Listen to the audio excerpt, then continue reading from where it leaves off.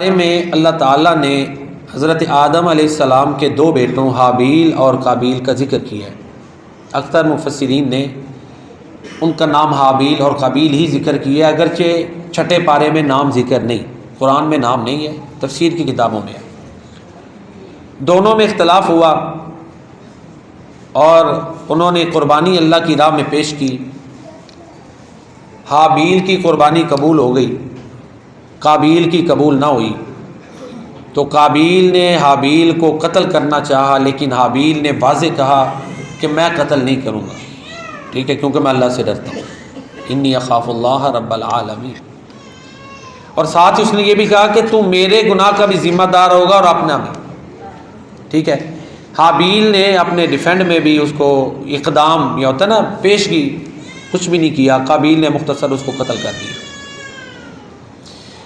اب یہ واقعہ بیان کرنے کے بعد پھر اللہ تعالیٰ سورہ مائدہ میں لکھتے ہیں من اجل ذالک، اسی وجہ سے کتبنا علی بنی اسرائیل، ہم نے بنی اسرائیل پر لکھ دیا تھا، انہ من قتل نفسا بغیر نفس، کہ کوئی کسی کو بغیر کسی وجہ کے قتل کر دے یا بغیر زمین میں فساد کے قتل کر دے، یعنی ایسا سبب بھی نہ ہو کہ جس کے بدلے میں انسان کو قتل کیا جانا ہے، وہ سبب بھی نہیں، پھر بھی اس کو قتل کر دیا، یا وہ زمین میں فساد نہیں کر رہا پھر اس کو قتل کر دیا، تو اللہ فرماتے ہیں فَكَأَنَّمَا قَتَلَ النَّاسَ جَمِيعًا، ایسے ہی ہے کہ جیسے اس شخص نے ساری انسانیت کو قتل کر دیا۔ وَمَنْ أَحْيَاهَا فَكَأَنَّمَا أَحْيَا النَّاسَ جَمِيعًا، اور جو کسی انسان کو نفس کو بچائے گا، زندگی اس کی بچانے کے لیے معاونت کرے گا، اللہ فرماتے ہیں ایسی ہے جیسے اس نے ساری انسانیت کو زندگی بخش دی۔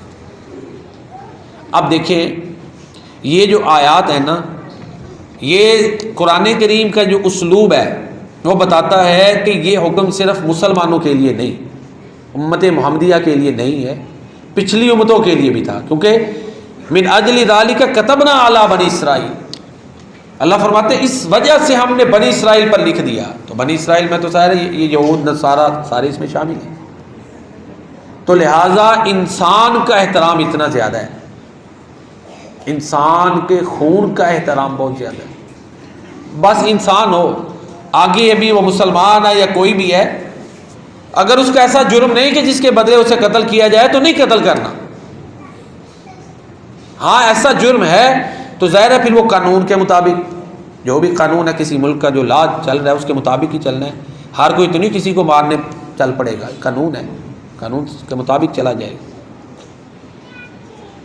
اگر مومن ہے، کسی نے کسی مسلمان کو جان بوجھ کر قتل کر دیا تو پھر اس کے عام انسانوں کے لیے تو یہ کہا نا کہ اس نے ساری انسانیت کو قتل کیا، مومن کے قاتل کے لیے یہ کہا کہ وہ پکا جہنمی ہے، بلا وجہ کو کسی مسلمان کو قتل کر دے تو اس کا ٹھکانہ جہنم ہے۔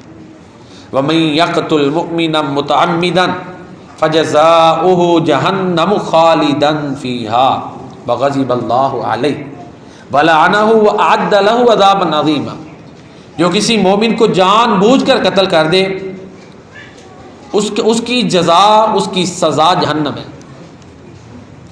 وَغَضِبَ اللَّهُ عَلَيْهِ، اللہ اس پہ ناراض بھی ہوں گے، وَلَعَنَهُ، اللہ کی اس پر لعنت بھی ہوگی، کتنی سزائیں، وَأَعَدَّ لَهُ عَذَابًا عَظِيمًا، اس کے لیے اللہ نے بڑا عذاب تیار کر رکھا ہے۔ تو انسان کا خون اس کا بڑا احترام ہے، انسان محترم ہے۔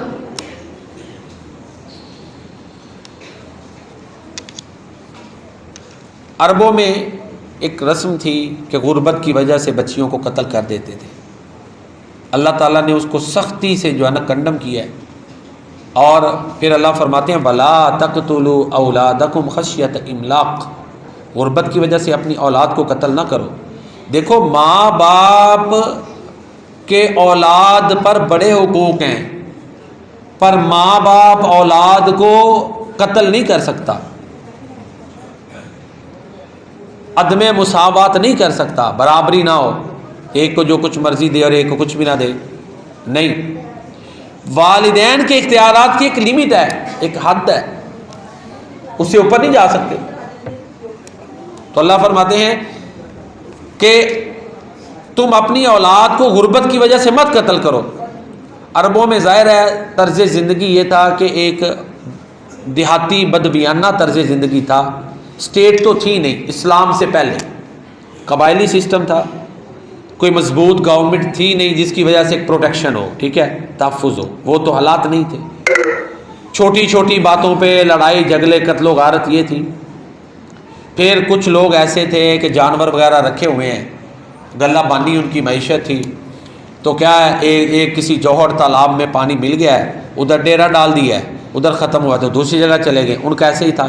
اب ظاہر ہے ان کے لیے اپنی بچیوں عورتوں کی حفاظت مشکل ہوتی تھی، یہ بھی وجہ ہے. غربت بھی تھی، اینڈ اس حالات میں پھر مار دیتے تھے بچیوں کو. یہ بھی حالات تھے. تو بہرحال اللہ تعالیٰ فرماتے ہیں وَلَا تَقْتُلُوا أَوْلَادَكُمْ خَشْيَةَ إِمْلَاقٍ نَحْنُ نَرْزُقُهُمْ وَإِيَّاكُمْ، ہم انہیں بھی رزق دیں گے تمہیں بھی دیتے ہیں. إِنَّ قَتْلَهُمْ كَانَ خِطْئًا كَبِيرًا، ان کو قتل کرنا بڑا گناہ ہے. پھر اللہ فرماتے ہیں وَلَا تَقْتُلُوا النَّفْسَ الَّتِي حَرَّمَ اللَّهُ إِلَّا بِالْحَقِّ، جس قتل کو اللہ نے حرام قرار دیا ہے اس کو تو مت قتل کرو. کسی کو چند شکلیں جائز ہیں نا قتل کی، اس کے علاوہ تو حرام ہے. اس نے قتل کر دیا ہے یا مرتد ہو گیا ہے تو پھر وہ اسٹیٹ کا کام ہے، اسے توبہ لے، وہ ایک پروسیس ہوگا. دوسرا اس کے کوئی نہیں، ایک بندہ مسلمان ہے اسلام چھوڑ کے اگر وہ کوئی اور دین اختیار کر لیتا ہے تو وہ اسلام میں واجب القتل ہے، لیکن یہ کام اسٹیٹ کا ہے، فرد کا نہیں. اسٹیٹ اپنا وہ جو اس کا پروسیکیوشن کا پروسیس ہے کہ پورا اس کی انویسٹیگیٹ کرے، پورے گواہان آئیں، سارا پروسیس ہوگا، پھر اس کے بعد اسٹیٹ کرے گی، فرد نہیں. اسی طرح شادی شدہ اگر بدکاری کرتا ہے اس کی بھی سزا رجم ہے. یا کوئی نبی کریم صلی اللہ علیہ وسلم کی شان میں گستاخی کر دیتا ہے، لیکن یہ بھی پھر یہ کام اسٹیٹ کا ہی ہے، اسٹیٹ پروسیکیوٹ کرے گی اس کے بعد. باقی میرا کوئی شکل نہیں جس میں قتل جائز ہو، یہی شکلیں ہیں چند، باقی قتل ناحق ہوگا. تو بہرحال قرآن کریم میں اللہ تعالیٰ نے انسان کو، یہ انسان کا احترام بیان کیا ہے. انسان کی یہ عظمت ہے کہ اللہ فرماتے ہیں میں نے اس کو اپنے ہاتھوں سے پیدا کیا، خلقتہ بیدی. انسان کو اللہ نے یہ عظمت دی. انسان کی بات ابھی کر رہا ہوں. ونفخت فیہ من روحی، کہ اللہ فرماتے ہیں میں نے اس میں اپنی روح پھونکی. انسان کو اللہ نے عزتیں دی. وَلَقَدْ كَرَّمْنَا بَنِي آدم، انسان کو اللہ تعالیٰ نے خوبصورت ترین سانچہ عطا کیا. لَقَدْ خَلَقْنَا الْإِنسَانَ فِي أَحْسَنِ تَقْوِيمٍ. تو لہٰذا انسان کے خون کا احترام بہت زیادہ ہے. اب بائبل کا آپ دیکھ لیں، بائبل کی کتاب خروج ہے، اس میں 10 احکام ہیں، 10 احکام. ان میں ایک حکم ہے قتل نہ کرنا. اسی طرح بائبل میں انسان کو، اس کا جو باب پیدائش ہے بائبل کا، اس میں انسان کو اللہ کی شبیہ قرار دیا گیا، اللہ جیسا. ہم اس کی حیت نہیں تعین کریں گے کیونکہ یہ وہ چیز ہے جو ہم عقل سے اس کو تعین نہیں کر سکتے. جو انسان کا خون بہائے گا انسان ہی کے ذریعے اس کا خون بہایا جائے گا، کیونکہ خدا نے انسان کو اپنی صورت پر پیدا کیا ہے. یہ بائبل کی عبارت ہے اردو. انسان کو اللہ نے اپنی صورت، اب کیا کیفیت ہے وہ ہم نے عقل نہیں دورانی، کیونکہ ہم میں سے کسی نے اللہ تعالیٰ کو نہیں دیکھا، ہم کوئی حیت کوئی حالت نہیں بنا سکتے. ایک حدیث میں بھی اس کی تائید ہوتی ہے، خلق اللہ آدم علی صورتی، اللہ نے آدم کو اپنی صورت پر کیسے پیدا کیا ہمیں نہیں پتا، لیکن عظمت تو ہے. اس تشبیہ میں ایک چیز جو سمجھ آتی ہے، انسان کی عظمت ہے، انسان کا احترام ہے. بس زیادہ عقل دوڑائیں گے تو یہ عقل کا باب ہی نہیں، عقل اس کی تہ تک پہنچ ہی نہیں سکتی، بہک جائیں گے. تو یہ انسان کی عظمت ہے جو اللہ نے انسان کو دی. پھر بائبل کو دیکھیں، میں نے شروع میں آیت پڑھی ہے کہ بنی اسرائیل پر اللہ کہتے ہیں ہم نے یہ فرض کیا تھا. تو اسی کے ضمن میں کہ احترام انسانیت، یہ جو خون بہانے والے ہیں نا اب کرسچن یا جیوز، ان کے ہاں بھی ہے. یہ تمام ادیان میں، تمام مذاہب میں انسانوں کا احترام ہے. بس انسان ہو، آگے اس کا مذہب انکلینیشن وہ بعد والی بات ہے. ہمارے نزدیک تو مسلمان ہے تو اس کا زیادہ احترام ہو جائے گا. خون جو ہے وہ پکارتا ہے. پیدائش میں لکھا ہوا ہے جب قابیل نے اپنے بھائی کو قتل کیا تو خدا نے فرمایا تیرے بھائی کا خون زمین سے مجھ کو پکارتا ہے کہ بدلہ لیا ہے، انصاف کیا جائے. یعنی یہ بھی دیکھیں کہ انسان کے خون کا احترام سماوی کتاب، چلو بائبل بدلی ہے، پتہ نہیں یہ جملہ اللہ تعالیٰ کے کسی انسان کا ہے، ٹھیک ہے نا، لیکن بائبل میں ہے جس کو سب مانتے ہیں، وہ اہمیت کو واضح کر رہا ہے۔ انسان اللہ کی شبیہ ہے، قتل نہ کرنے کا بائبل میں واضح حکم ہے کہ انسان کو قتل نہیں کرنا۔ پھر جو مقتول مظلوم ہوگا اس کا خون پکارتا ہے کہ مجھے عدل لے کر دیا جائے۔ اور ایک اور ان کی امثال ہے، بائبل کا ایک باب امثال، اس میں ہے خدا کو یہ بڑا ناپسند عمل ہے، اللہ کو سخت ناپسند ہے کہ کسی کو ناحق قتل کیا جائے، نفرت کی مخالفت ہے۔ اسی طرح اور ایک تو ہے نا جان بوجھ کے، بلکہ شبہ میں بھی نہیں قتل کرنا، شبہ میں کسی پہ شک کہ اے مسلمان اس کو قتل کر دو، نہیں، ایسے نہیں کرنا۔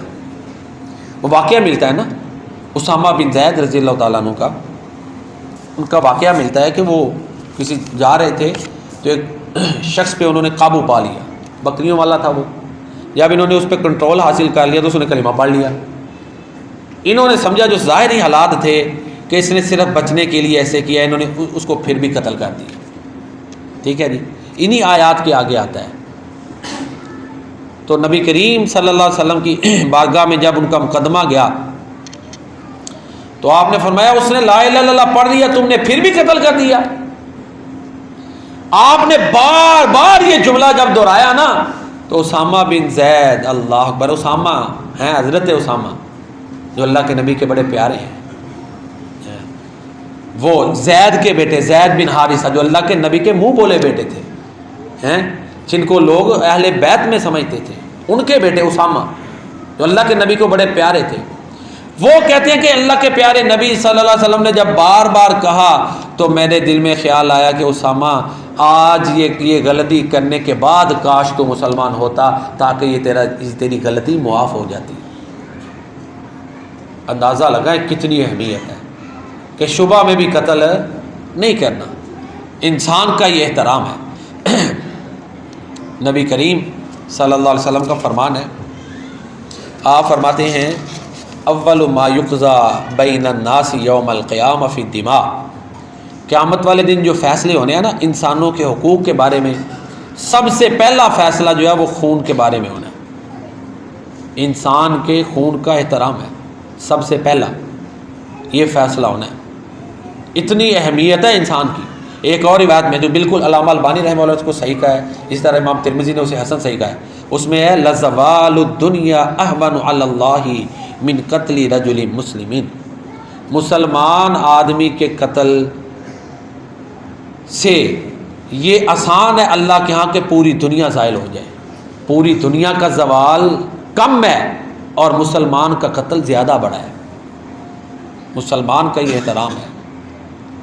اللہ تعالیٰ مسلمانوں کو دیکھیں، اختلافات گلے شکوے 100 ہیں، ہوتے بھی ہیں، اس کے باوجود صلح کے دروازے بات چیت کے پھر بھی کھلے ہوتے ہیں۔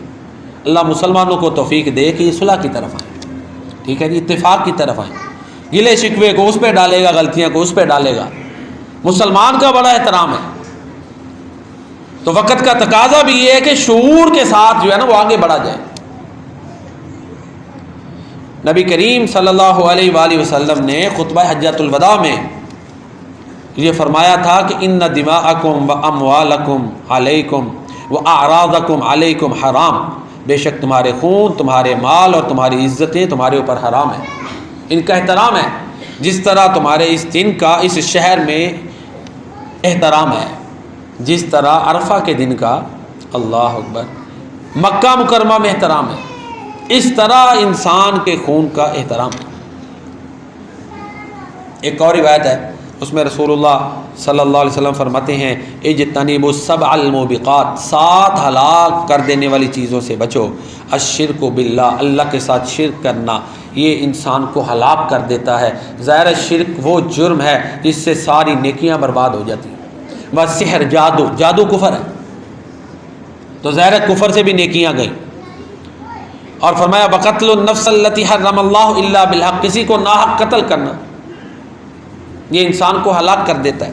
واکل الربا، سود کھانا، واکل مال الیتیم، یتیم کا مال کھانا، وتولی یوم الزحف، میدان جنگ سے، لڑائی میں سے بھاگ جانا، میدان جنگ میں گیا، لڑائی میں بھاگ گیا، یہ ہلاک کرنے والا۔ پھر فرمایا وَقَذْفُ الْمُحْصَنَاتِ الْغَافِلَاتِ الْمُؤْمِنَاتِ، سیدھی سادی مومن عورتوں پر تہمت لگانا۔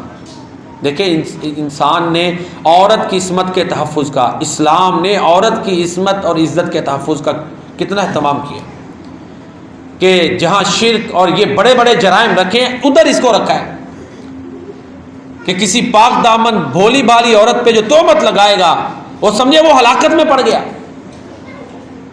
تو ان ہلاک کر دینے والی چیزوں میں سے ایک چیز ہے کسی کو ناحق قتل کرنا، اور کفار کی یہ پالیسی بھی ہے کہ مسلمانوں کو لڑاؤ اور حکومت کرو۔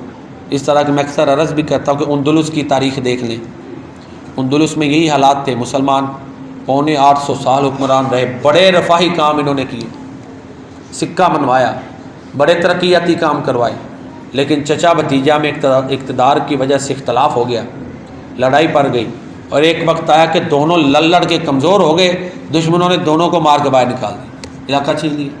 اب مل کے بھی چچا بھتیجا اپنی زمین کا دفاع نہیں کر سکتے تھے، کمزور ہو گئے نا لڑ کے۔ تو دو پہلوان لڑ کے تھک جائیں تو فرش تو ایک بھی ان پہ بھاری ہو جاتا ہے، پھر تو وہ لڑ کے ختم، یہی تھا تو وہ چلی گئی۔